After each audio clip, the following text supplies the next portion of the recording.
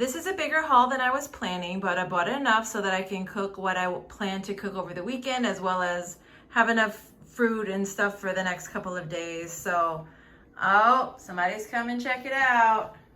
Starting with Veggies. I've got one nosy kitty. Come on. All right.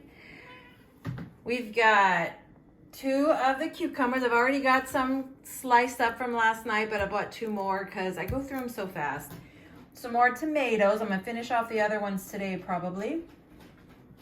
Onion and bell pepper. I'm going to try to make like a steak and gravy situation. So I got onion and bell pepper for that. That'll probably be Saturday. Got some Brussels sprouts. Haven't bought them in a while. I've been doing the green beans, but I thought I'd change it up. Do Brussels sprouts maybe next week. I got 2 types of cheese. They didn't have the thin sliced provolone, so I just got the regular slice because I've been wanting provolone with my tuna sandwiches. And I also got the thin sliced Swiss. I figured when I need something lower in calorie, I'll have this one. And when it doesn't matter, I'll have this one. Got blueberries. Finished off the last container just today. I'm gonna make spaghetti. So I got spaghetti sauce, spaghetti noodles. I got some salad dressing because I want to try to have more salad. This is the Greek. I've never tried anything Primal Kitchen. It was a little pricey, but I was looking for something with better oil. So this one looked like one of the better options. Got a new olive oil. The other one is on its way out. Almost done with it. I got some greens. I got the leafy romaine and the baby red butter lettuce. So I didn't realize that was all red. I thought it had some green in it. Oh well, we'll make it with the romaine. For salads, got whole wheat bread. So I noticed that this one is only 50 calories a slice. And I wasn't super happy with the Dave's Killer Power Seed. Something about it just isn't hidden right. So I thought I would try this one. It's only 1 point per slice, and I don't know if it doubles in the Weight Watchers app. We'll have to see, but 1 point per slice is great. So it's nothing fancy, nothing organic, but hey, 1 point per slice, I'm there for it. So that's what I got for now. I'm gonna go ahead and put this away. I probably won't cook any of it until the weekend. I may try the Greek dressing on the last of my tomatoes just to see what it's about. And I gotta figure out what I'm gonna eat for supper. I just don't feel like cooking anything. I'm done cooking, right, Splash? Splash approves. She says yes, no more cooking today. One thing I've been loving for breakfast or for dessert or for a snack is peanut butter and jelly. I'm finishing up the Dave's Killer Bread, the Power Seed, that I wasn't so fond of, but it was good, and I'll take peanut butter and jelly anyway.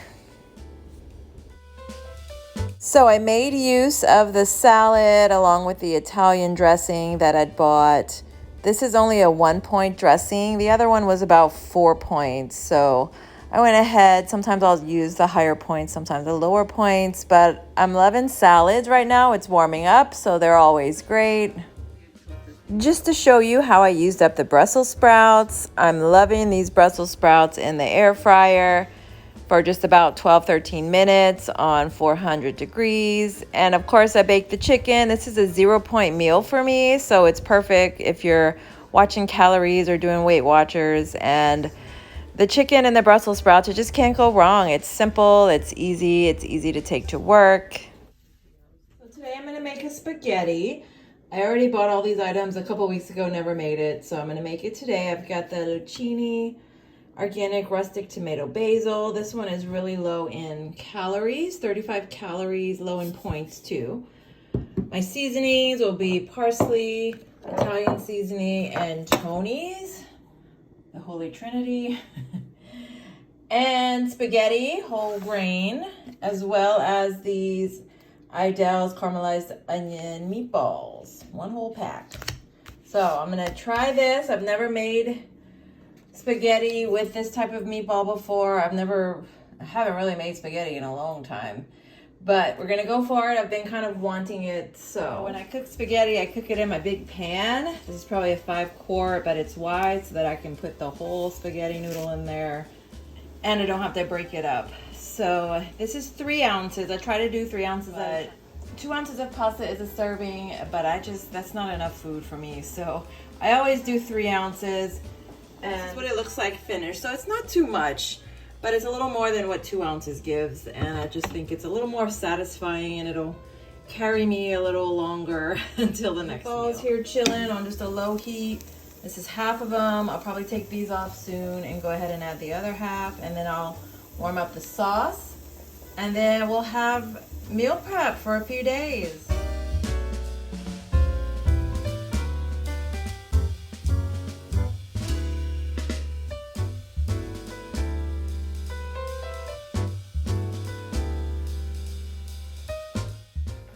Gonna add a little Tony's.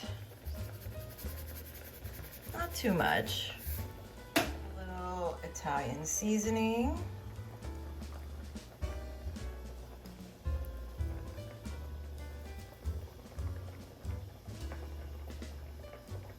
And a little parsley. Oh, a lot. Here it is. I get 3 meatballs per serving. I'm gonna go ahead and just do 4 instead of 5. And I'll still have a serving of pasta left, but I'll just leave that in the box, cook it later. But yeah, this I think will be good. I'm gonna mix it all up. I'm not sure about the sauce. The others may have a lot more sauce because I'm not doling it out evenly, but the sauce is barely anything, so I'm not too worried about it. And if I need more, I can add more, but this is gonna be delicious.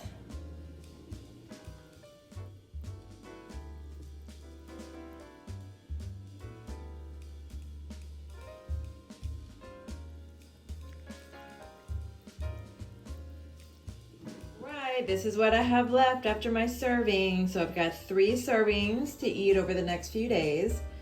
Plenty.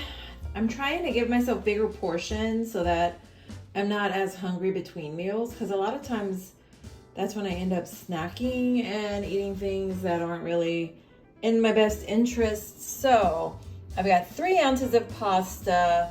I've divided the jar of sauce into 4. And I've got 3 meatballs per container. So we'll see how this works. So I'm not sure what days of the week I'll be eating this, but it'll work in. I have the tuna salad left over. I have a couple of days of that. And for dessert, I've been enjoying these Ghirardelli minis. I just count them as like 1 point because it's just a bite of chocolate really, but it's just a nice little sweet touch to the end of my day. So I know I told you guys that I have a long-term pantry that I keep just for emergencies. You know, they say you should have a 2-week supply. So I've kind of over time built that up this last year, because who knew I'd ever be in a place where sometimes supplies are low. I've never, even with hurricanes growing up in Louisiana, we had a need for this kind of thing. But most of the time FEMA would come in and help everybody out. And we always had what we need.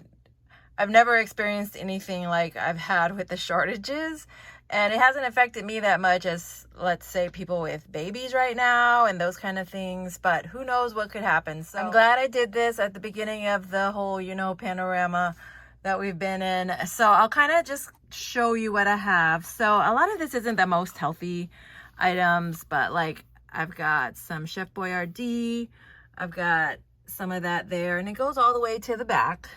It does go all the way to the back of these shelves. You can see how deep it is there. So about 4 cans deep. So I've got some Chef Boyardee. These are good because you can eat them straight out of the can. You don't have to heat them. They're technically cooked. This is for like a disaster where there's no electricity. I'll survive. I mean, it's not the tastiest, but I'll survive for a couple of weeks on Chef Boyardee. I've got canned soups, also fully cooked. You technically don't have to cook them. We've got some beans, lots of veggies. All of this section and all to the back is like green beans, corn, peas, any kind of canned veggie that you can get. I've got canned fruit all the way to the back too. These are a little more bougie. I'll probably eat these soon, but I have them stored in here. But I've got the cheaper ones too, just to have like the regular Kroger brand diced fruit, sliced fruit that's stored. I've got some roux, which is not really for emergencies. Got some more soups here. These also are a little more expensive, but I wanted to try them, and they have a long shelf life, so I picked some up. I see whenever these things are on sale, and I just pick up a few.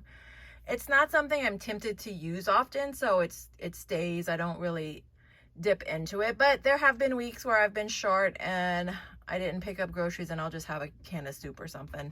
I've got these oatmeal packs that I really like. I probably should eat these because I don't know how long they last, but they're good for like cold oats. So this one is good till September. So yeah, I'll eat them before September and then I'll buy some more. But I really like them. They're good. You could honestly, if you don't have electricity, you could eat them just room temperature. But I like them cold. Like, what do you call that? Refrigerator oats. But I like them cold. So that's how I eat them out of the fridge. I've got some extra chips. I pick those up when they're on sale. I'm not tempted to dip into Tostitos really. And a lot of times when friends come over, I like to have something with chips and dip, chips and guac, chips and cheese. The cat is hiding in here somewhere. I can hear him. You got stuck, huh? You got stuck in there? So she likes to come in here and hide. She thinks she's hiding from me. But then when I close the door and leave, she comes running out. You think you're hiding, huh? You got stuck. All right. So back to the shelves. So I've got some Quest protein. I kind of work through this. I don't leave it in here too long. The shelf life isn't great on these. I don't think they last months and months, but I do store it in here because there's extra space. So this is for emergency. There's no electricity and you're sheltering at home situation. This as well, but some of this I'm going to use up before then. Here's just a little extra. Sometimes I pick up Trader Joe's items and I don't eat them right away. I'll just stash them in here as some more canned goods, a little Christmas tree. And then I have this. This is kind of what I use regularly. So there are some Chef Boyardee cans in the back because I ran out of room, but most of it, like I'm going to use this throughout the year, like dried beans, pasta, some pasta sauce there, lots of rice. Rotel, there's some other kind of diced tomatoes back there, and some beans, I think. So these are things that I use. I don't necessarily need to save them for a disaster, like we don't have any running water or electricity, but I do want to have something in case there's a shortage. So this is more for like the type of shortages we've had lately where you can't get food items, where I remember at the beginning of the panorama, you couldn't find rice. So I've got a good stash of rice and I will work through it during the year and then kind of add to it, just kind of replace it as I use it.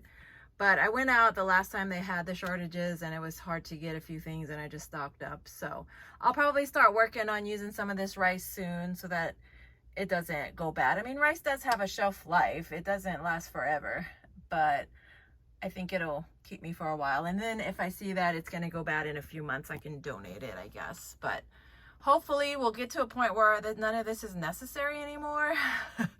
I never had to keep a stash of food before. I never really felt like it was needed. But I've got this if necessary. Like Rotel, I use a lot when I make soups. Beans are always good. So this is my stash. I wanted to show you guys. I know I've mentioned it. Some of you have asked what I'm doing now that I've emptied my pantry. Am I concerned because of the shortages? But not really, because this will work. Whenever I do a grocery haul, a lot of times I'll add 1 or 2 cans extra and I just stash them away. And I've kind of built it up over the several months. And the cans of soup, I bought a lot of them after I had my surgery. I needed easy stuff because I wasn't feeling super great and I just needed stuff that was easy to heat up.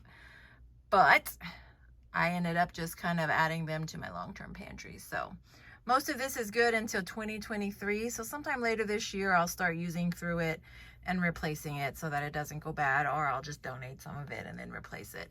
So just some ideas for you guys, items you can store if you need, if you have concerns about that.